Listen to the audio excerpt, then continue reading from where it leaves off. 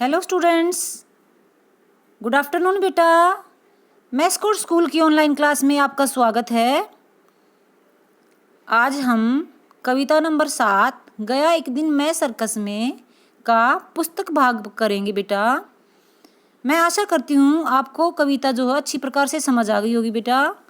बड़ी अच्छी कविता थी ना, आप सब बच्चों ने पढ़ी होगी, याद भी की होगी, है ना।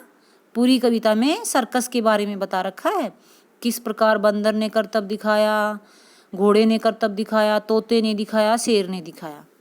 ओके बेटा, तो आओ आगे हम करते हैं बुक पार्ट। ओके, हाँ तो अभ्यास कार्य में क्या है बेटा, पहला प्रश्न देखते हैं। सही उत्तर पर सही का निशान लगाइए। तो पहला उत्तर प्रश्न है बेटा हमारा, एक दिन कवि कहाँ गया। तो कहाँ गया था कवि? सर्कस में। ओके, आपको सर्कस में जो है उस पर टिक करना है। ओके बेटा, दूसरा देखते हैं क्या है। बड़े से बंदर ने क्या जलाया। तो आपने कविता में पढ़ा था ना, क्या जलाया था? लैंप जलाया था। इसका जो पहला है बेटा उत्तर वही सही है। ओके, लैंप, उन्होंने क्या जलाया था? लैंप जलाया था। ठीक है, अब प्रश्न नंबर 3 देखते हैं। तोते ने आकर क्या चलाई। तोते ने आकर क्या चलाई थी? तोप चलाई थी। तोते ने क्या चलाई थी? तोप। तो आपको तोप पर सही का निशान लगाना है। अब देखो बेटा, प्रश्न नंबर पहले का चौथा भाग देखते हैं। अंत में कौन आया। तो अंत में कौन आया था बेटा? कविता में पढ़ा था ना, अंत में एक नर आया था। किसको साथ लेकर? शेर को साथ लेकर। तो अब उत्तर क्या बनता है हमारा? एक मनुष्य शेर के साथ आया था। ओके, तो इसका जो उत्तर है बेटा वो चौथा राइट है। ठीक है, आगे देखते हैं प्रश्न नंबर 2। कविता के अनुसार उचित मिलान कीजिए। उचित मिलान करना बेटा आपको, इनको जो सामने आंसर दे रखे हैं उनसे मिलाना है। ओके, तो पहला देखते हैं बेटा, बंदर ने क्या किया था? बंदर ने पुस्तक खोली थी। तो बंदर ने पुस्तक खोली, इससे मिलाना है। ओके, मैना बोली। मैना क्या बोली? मैना क्या बोली थी? हाजिर है हुजूर का घोड़ा। ऐसे बोला था ना कविता में, हाजिर है हुजूर का घोड़ा, ऐसा मैना ने बोला था। अब गए देखते हैं, एक मनुष्य क्या लेकर आया था? सिंह लेकर आया। एक मनुष्य सिंह को लाया, इससे मिलाना है। गए आता बेटा, तोते ने क्या किया था? अभी हमने पढ़ा था ऊपर थोड़ी देर पहले, तोते ने तोप चलाई। तो आपको ये करना है, ठीक, तोप चलाई। ओके, आगे आते हैं बेटा, प्रश्न नंबर 3। कविता के अपूर्ण पंक्तियां पूर्ण कीजिए। कविता की जो अपूर्ण पंक्तियां बेटा वो पूरी करनी है आपको। तो देखो, आपको इसमें शब्द भरना है बेटा। आया तब तक एक क्या? बछेरा। आया तब तक एक बछेरा।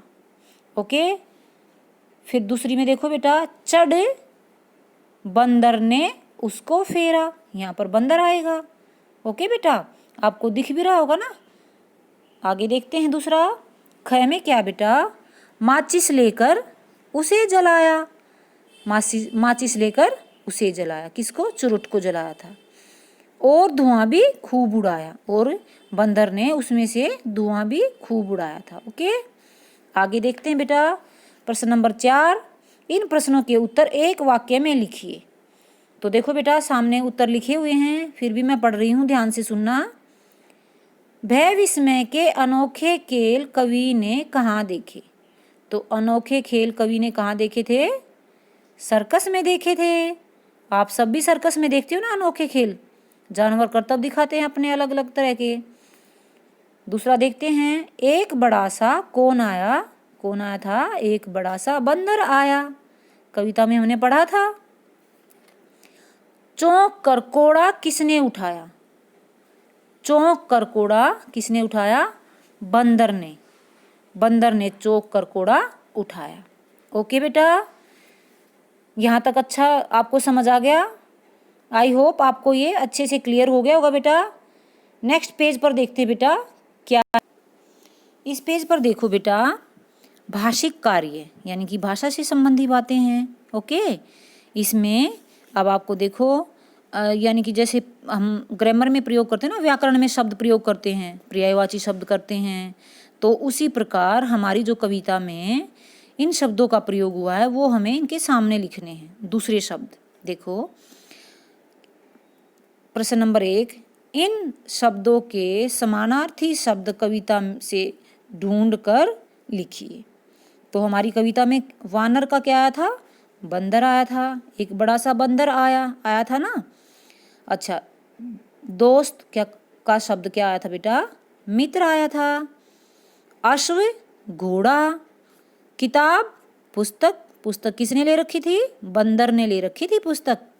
शेर सिंह, स्वतंत्र स्वच्छंद, स्वतंत्र क्या होता बेटा? स्वच्छंद शब्द आया था उसमें। ओके, शेर का नाहर भी आया था, ठीक है, और सिंह भी आया था। प्रश्न नंबर 2 में देखते हैं बेटा, निम्नलिखित में से विशेषण शब्दों को अलग करके लिखिए।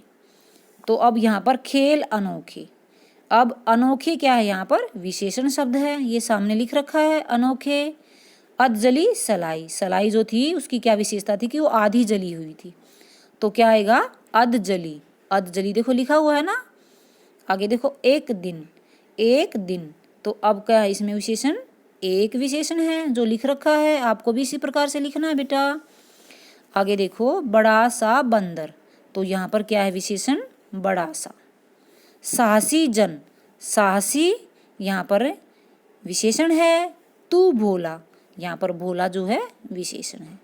ओके बेटा, आई होप यहाँ तक आपको अच्छे से समझ आ गई होगी।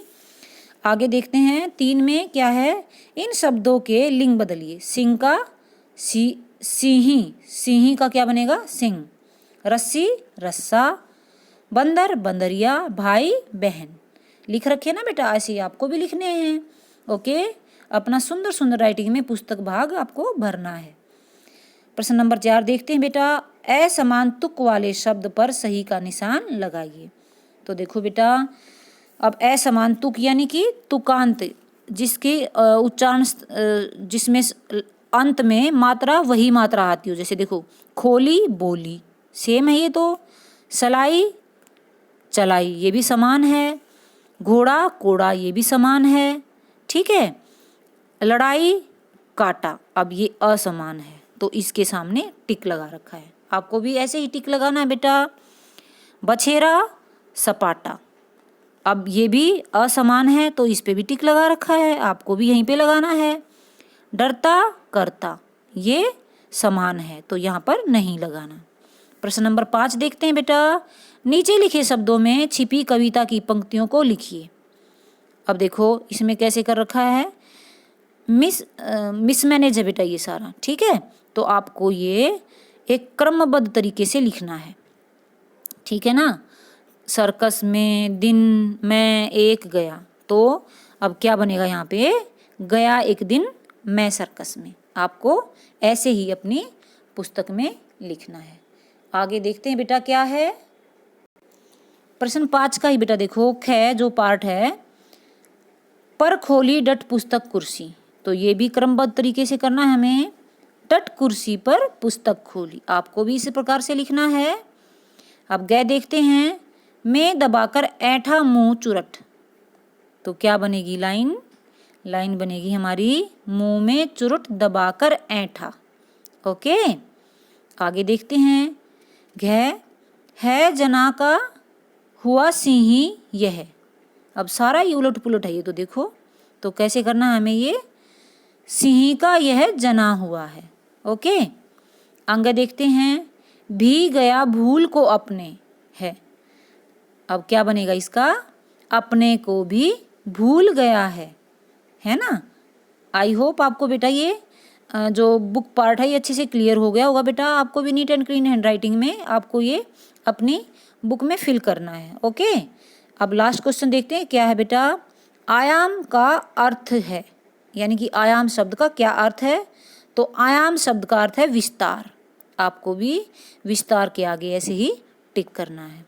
ओके बेटा, बाय बाय, हैप्पी लर्निंग।